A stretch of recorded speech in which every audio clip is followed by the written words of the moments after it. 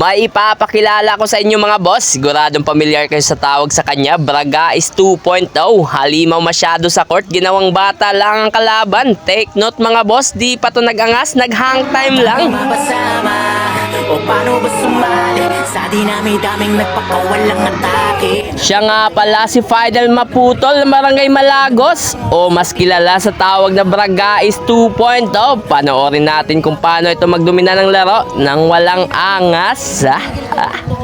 Yung para sa'yo, parang masakir 44 mama sa panoba. Kamusta?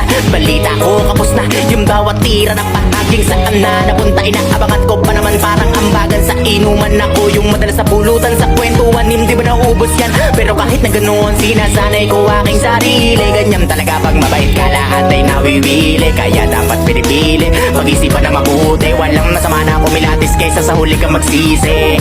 Naranasan ko na rin yan, yung tipong walang pagkakataon na mapakinggan at dumating sa puntong wala na ring malapitan. Sarili ko na lang ang nagsilbi ko na sandigan. Kaya walang may karapatan para sabihin sa'kin na itigil ko na yan. Sasabihin nyo wala akong pakialam dahil nasimulan ko to nung panahong wala kayo, alam nyo yan. Di ko na kailangan pa na paliwanagan, wala na akong magagawa kung saraduhin nyo isipan. Di ko kailangan ipilit ang sarili ko para sa inyo. Marami na kinaya ko na ako lang pumasan. Di ko pinili na lagi na mapadagan. Di ako nasanay sa maling katuwiran, kaya lumakas ang paninindigan na dapat ipanalo ko lahat ng laban. Ganon ako mag-isip, iniwasan ko na magpahagit. Mas ginusto magkulong sa silid kaysa sa mundo puno na inggit. Teka baka pwedeng baliin natin to.